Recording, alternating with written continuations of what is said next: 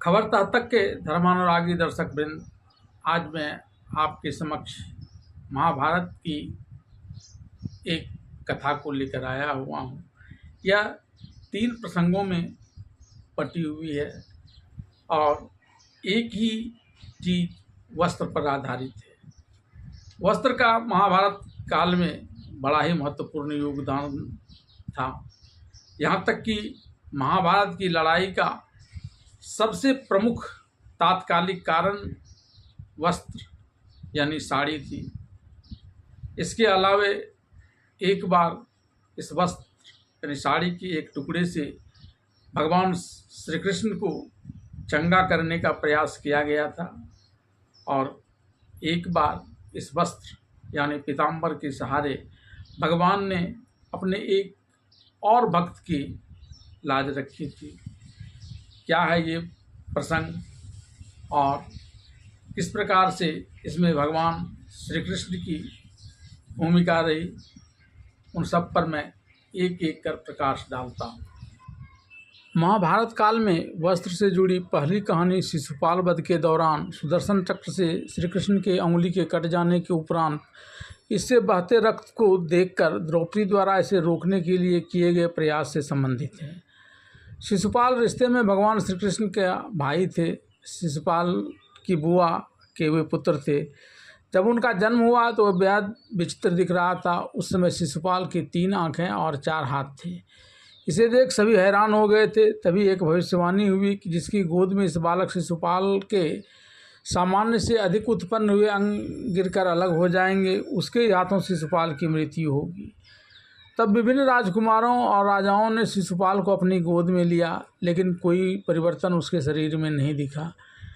अंत में जब भगवान श्री कृष्ण ने शिशुपाल को अपनी गोद में लिया तो उसकी अतिरिक्त भुजाएं और नेत्र गायब हो गए। यह देखकर भगवान श्री कृष्ण की बुआ और शिशुपाल की माता बहुत चिंता में आ गई। उन्हें इस बात का पता चल गया था कि उसका पुत्र श्री कृष्ण के हाथों ही मारा जाएगा। अपनी बुआ की इस व्याकुलता को देखकर भगवान श्री कृष्ण ने उन्हें एक वचन दिया कि चूँकि हर किसी को अपने पूर्व जन्म के कर्मों का फल यहाँ भोगना पड़ता है, उसके बावजूद वे शिशुपाल के 100 अपराधों को क्षमा कर देंगे। 100 से ज़्यादा अपराध एक बार में करने के उपरांत ही वे शिशुपाल का वध करेंगे। इसके बाद श्री कृष्ण के बुआ भी इस बात को लेकर आश्वस्त हो गई, क्योंकि उन्हें यह विश्वास था कि वे शिशुपाल को इतनी गलतियां एक साथ न करने के लिए प्रेरित करेंगी। लेकिन आगे चलकर कुछ ऐसी घटनाएं घटी जिस कारण शिशुपाल अपने भाई श्री कृष्ण से बहुत ज़्यादा विद्वेष करने लगे। विदर्भ देश के राजा भीष्मक की पुत्री रुक्मिणी विद्वान, सुंदर और सरल स्वभाव वाली थी। पुत्री के विवाह के लिए पिता भीष्मक योग्य वर की तलाश कर रहे थे। राजा भीष्मक के पुत्र रुक्मिणी का खास मित्र चेदीराज शिशुपाल भी रुक्मिणी से विवाह करना चाहता था। रुक्मिणी के कहने पर राजा ने शिशुपाल से देवी रुक्मिणी का विवाह तय कर दिया, लेकिन रुक्मिणी भगवान श्री कृष्ण के अलावा किसी अन्य से शादी करना नहीं चाहती थी। वे श्री कृष्ण को अपने पति रूप में पहले ही स्वीकार कर चुकी थी। तब उन्होंने अपने कान्हा के प्रति अपने प्रेम की बात एक संदेश के जरिए श्री कृष्ण तक पहुंचाई। श्री कृष्ण को जब इस बात की जानकारी मिली तो रुक्मिणी को संकट में देख वे विदर्भ राज पहुंच गए। शिशुपाल जब विवाह के लिए द्वार पर आया तो श्री कृष्ण ने रुक्मिणी का अपहरण कर लिया। इसके बाद श्री कृष्ण की सेना और शिशुपाल तथा रुक्मिणी की सेना के बीच भयंकर युद्ध हुआ। इसमें द्वारकाधीश श्री कृष्ण विजयी हुए। कृष्ण देवी रुक्मिणी को द्वारकाधीश ले आए और यहीं उनका ब्याह हुआ, जिस कारण शिशुपाल अपने भाई श्री कृष्ण से बहुत ज़्यादा विद्वेष करने लगा। बीतते दिनों के साथ शिशुपाल का अहंकार और पाप बढ़ता गया और कृष्ण के प्रति उसका विद्वेष भी बढ़ता गया। वह लगातार भगवान श्री कृष्ण का अपमान करता रहा। वहीं भगवान श्री कृष्ण अपनी प्रतिज्ञा को निभाते हुए शिशुपाल के हर अपराध को धैर्यपूर्वक क्षमा करते रहे। आखिरकार वह क्षण आया जब युधिष्ठिर के एक वैदिक यज्ञ में शिशुपाल ने भगवान कृष्ण का घोर अपमान कर दिया। उन्होंने इसे नीच कुल का कहा और इनके स्वरूप का भी मजाक उड़ाया। उस दौरान शिशुपाल ने अपने अहंकार में मर्यादा की सभी सीमाएं लांघ दी और अपने 100 अपराध एक साथ पूरे कर लिए। इसके बाद भगवान श्री कृष्ण ने सुदर्शन चक्र का प्रयोग कर शिशुपाल का वध कर दिया। इस दौरान उनकी अंगुली सुदर्शन चक्र से कट गई थी और इससे रक्तस्राव होने लगा था। इसे देख द्रौपदी ने तुरंत अपनी साड़ी का पल्लू फाड़कर भगवान श्री कृष्ण की अंगुली पर पट्टी बांधकर रक्त प्रवाह को रोकने का प्रयास किया था और तब भगवान श्री कृष्ण ने उन्हें अपनी बहन मानते हुए इसके कर्ज चुकाने की भी बात कही थी, जो आगे उन्होंने निभाया भी। महाभारत काल में वस्त्र से जुड़ा दूसरा प्रसंग उस समय आया है जब दुर्योधन के कहने पर दुशासन द्रौपदी का चीरहरण कर रहा होता है। दरअसल इस बात की नींव उस समय ही पड़ गई थी जब इंद्रप्रस्थ में महाराज युधिष्ठिर के द्वारा आयोजित राजसूय यज्ञ में भाग लेने दुर्योधन अपने भाइयों और मामा शकुनी के साथ आया था। यहाँ युधिष्ठिर के राजमहल की वास्तुकला कुछ इस प्रकार से थी जिससे लोगों को अक्सर भ्रम हो जाया करता था। इस क्रम में दुर्योधन ने एक जगह को सूखी जमीन समझकर अपना पांव रखा तो वहाँ जल होने के कारण वह उस जल में गिर पड़ा। महल के झरोखे से इस चीज़ को देख रही द्रौपदी ने इस पर दुर्योधन से यह कहकर मजाक कर दिया कि अंधा का बेटा अंधा ही रह गया। भले ही द्रौपदी ने यह बात मजाक में कही थी, लेकिन दुर्योधन को यह बात अंदर तक चुभ गई और उसने मन ही मन अपने इस अपमान का बदला द्रौपदी को अपमानित कर लेने की योजना बना डाली। उसके इस योजना में उसके मामा शकुनी का बड़ा योगदान था। तब राजकुल में चौसर खेलने की प्रथा का जोरों से प्रचलन था। दुर्योधन ने युधिष्ठिर को चौसर खेलने के लिए अपने राज्य महल में बुलाया। इस चौसर में युधिष्ठिर एक एक कर अपने सारे चीज़ों को हारता चला गया, यहाँ तक कि उसने द्रौपदी को भी दांव पर लगा दिया। चौसर कई यह बाजी भी दुर्योधन ने जीत ली और उसके बाद उसने दुशासन को भरी सभा में द्रौपदी को बाल खींचकर लाने का आदेश देते हुए उसे नंगा करने का आदेश दिया। अपने भाई दुर्योधन की बात मान दुशासन ने भीष्म, कृपाचार्य और धृतराष्ट्र जैसे धुरंधरों की मौजूदगी में द्रौपदी का चीरहरण कर नंगा कर उसे दुर्योधन की जांघ पर बिठाने का असफल प्रयास किया, जिसे श्री कृष्ण ने द्रौपदी की साड़ी में बाढ़ लाकर बिल्कुल विफल कर दिया। तभी द्रौपदी ने भी अपने इस अपमान का बदला लेने का प्रण कर लिया और इस कारण महाभारत का युद्ध हुआ था। महाभारत काल में वस्त्र से जुड़ी हुई एक तीसरी कहानी वाली प्रसंग विदुर की पत्नी और कृष्ण भक्त पारसंबी से जुड़ी हुई है।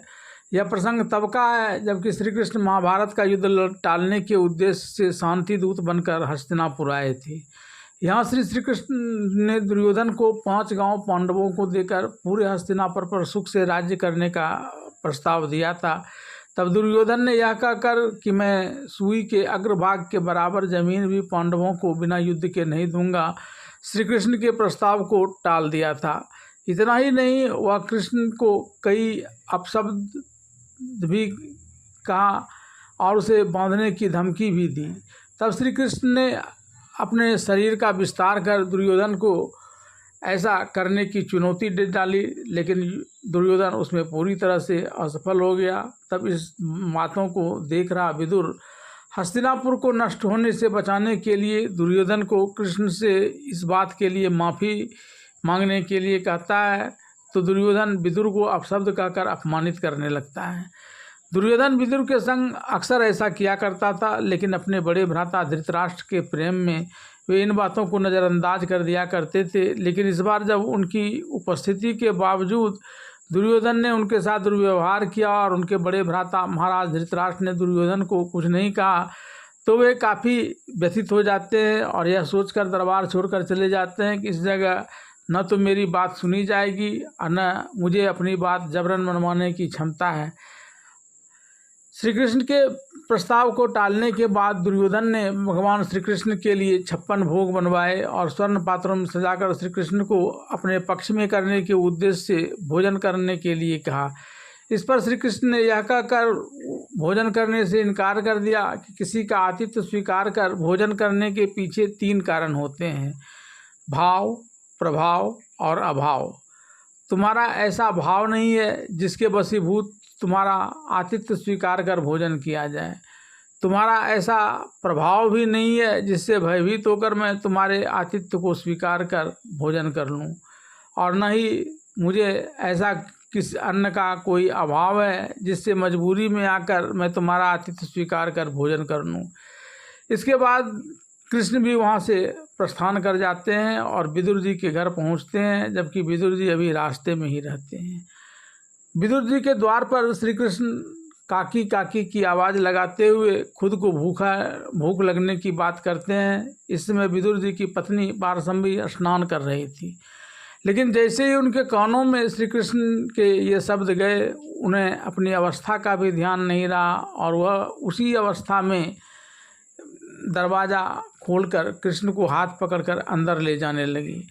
जैसे ही कृष्ण ने उन्हें प्रेमोन्नमत अवस्था में देखा तो तुरंत उन्होंने अपना पीताम्बर अपने शरीर से उतारकर उनके शरीर पर डालकर उन्हें वस्त्र आदि से अलंकृत कर विभूषित कर दिया और उन्हें इस बात का भान तक नहीं होने दिया। प्रेम दीवानी पारसम्भी की अपनी तन की सुधि थी ही कहाँ, उनका ध्यान तो सिर्फ इस पर था कि द्वार पर श्री कृष्ण हैं और भूखे हैं।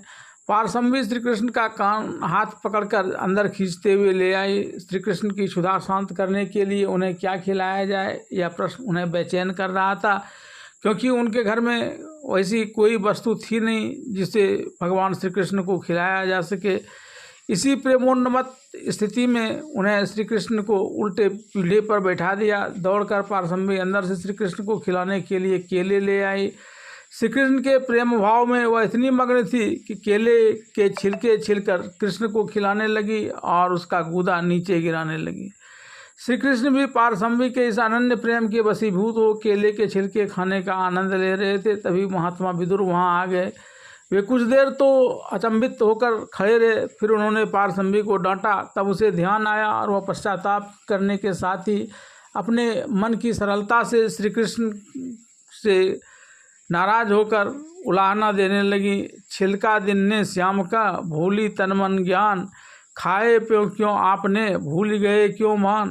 भगवान इस सरल वाणी पर हंस दिए। भगवान ने कहा, विदुर जी आप बड़े असमय आ गए, मुझे बड़ा ही सुख मिल रहा था, मैं तो ऐसे ही भोजन के लिए सदा अतृप्त रहता हूँ। अब विदुर जी भगवान को केले का गूदा खिलाने लगे तो भगवान ने कहा, विदुर जी आपने केले तो मुझे बड़ी चालाकी से और बड़ी सावधानी से खिलाए, पर न जाने क्यों मुझे इसमें छिलके जैसा स्वाद नहीं आया।